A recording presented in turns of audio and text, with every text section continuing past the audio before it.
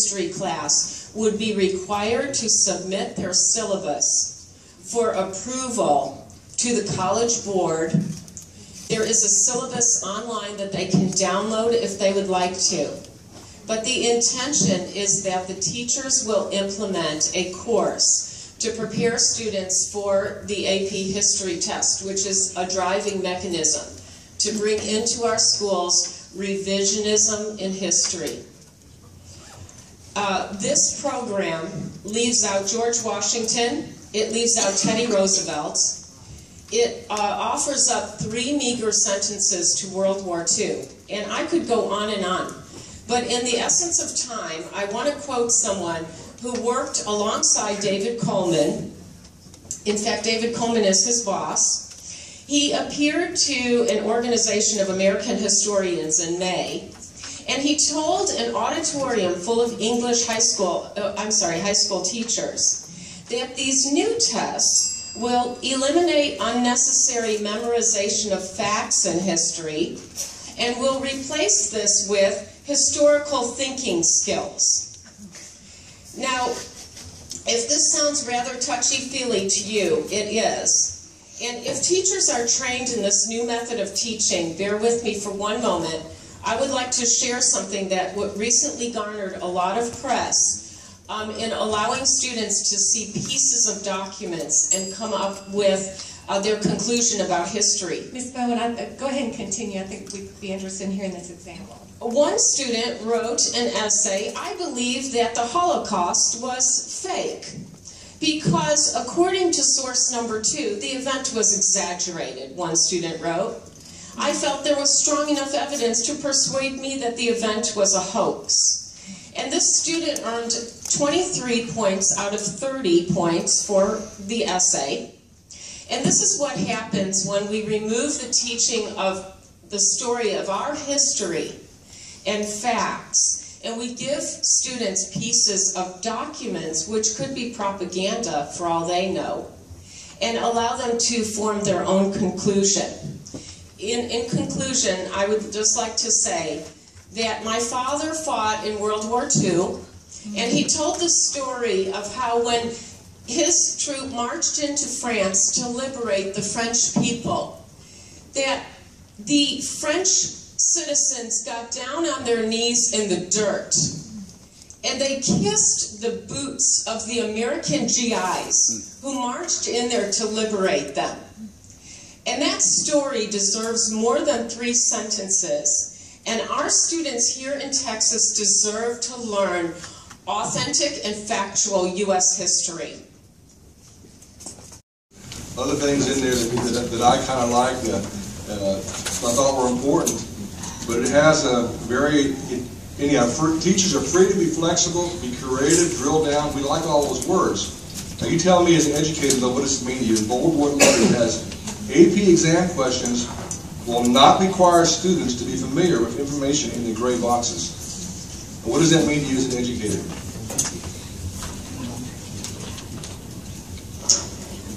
Well, I believe that when he mentioned flexibility and using examples, that was done as a token gesture to make this document appear that teachers would have a viable voice in shaping the course. In fact, they will be driven by the test, which is subjective, it's not factual, and these are the kinds of objectives that are given to the teachers that they are forced to teach. One of them, I quote, "Many white Americans in the South asserted their regional identity through pride in the institution of slavery." Another one said, and this one, it's just beyond pallor, "Resistance to initiatives for democracy and inclusion included pro-slavery arguments, rising xenophobia, anti-black sentiments in political and popular culture, and restrictive anti-Indian policies." If parents up and down the neighborhoods knew that this is what would be taught to their children, they would be rising up in droves against it. But my premise was what they're talking about, and thank you for sharing that, but this nice question about the flexibility. As an educator, if I tell you you're flexible, you can teach those things, especially the things in the gray boxes, teach all that, teach about It has Booker T. Washington is in a gray box, by the way. Hiram Rebels, the first African American who was in the U.S. Senate, is in a gray box. I love that stuff. Actually, I've worked to bring those on our Texas standards. But here it says, AP exam questions will not require kids to be familiar, students, with information in the gray box. I hear people talk about the breadth and the width of our standards. Of course, they've added a beginning period and an ending period. With so much time in class, would you teach things in the gray box if you're told it's not testable? That's exactly right. And see, this is, I can speak to this. If you know that your students have to pass a test and someone is telling you teach this because this will be addressed on that test, this guts huge parts of history, but it's just saying those aren't going to be on the test. The teachers will be driven by what is going to be on the test, and they will cover that, but it's biased. It's biased. It's biased. They'll be teaching propaganda, basically. Okay, Mr. Mercer, do you have another question? Thank you very much. Okay. All right. Thank you, Mrs. Bowen. Oh, did you have one? Oh, Ms. Bahorich, thank you. Can we, is there a sample AP test that's been released to the teachers and stuff that is public information? Well, that's another thing that's very reminiscent of C-scope. There's a lot of secrecy that is enveloped in the rollout of this AP US history test. And so they're letting you peek at a question or see a sample. But I think that there's a fear in showing people exactly what they are rolling out. I think at some point that they would have to show teachers a sample release test of some sort that if they were teaching the course. Okay, so teachers, the AP teachers right now, to your knowledge, do not have a sample test. To my knowledge, at this point in time, I don't think it's available. And I hope I'm not mistaken about that, but if I recall correctly from what I was reading, it is not yet. Can you get examples? I haven't looked online. Can you get samples of, or previous tests, AP tests? Can you get what the previous AP tests were? Yes, and there are there's a model of a question, the way that the essay question would exist on the previous test, and the way that it would exist on this current test. But it doesn't.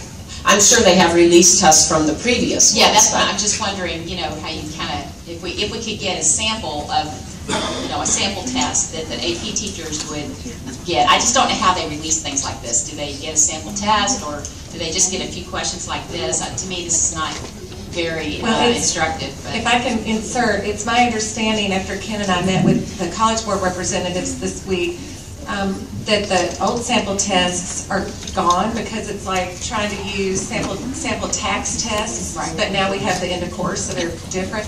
But they're building, I think there's one sample test available to teachers, but you have to have a password and all, like you and I couldn't see it. But we do have a College Board representative at the very end who's going to speak, and we can ask her that kind of that'd be great. Thank you.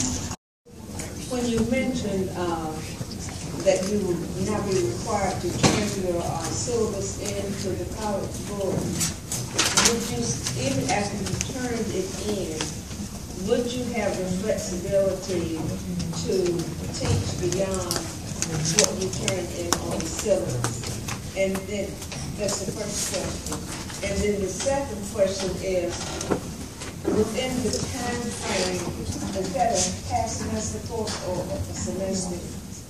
Half a year or a full year course? I don't know the answer to that question. Okay, but whether it was a half year or a full year, would you have time to teach both the Texas Essential Knowledge and Skills and the AP version? When I read the document that was produced by the College Board, it was very clear to me with my background in curriculum that this course was designed and it does not allow teachers to deviate from the structure of the course.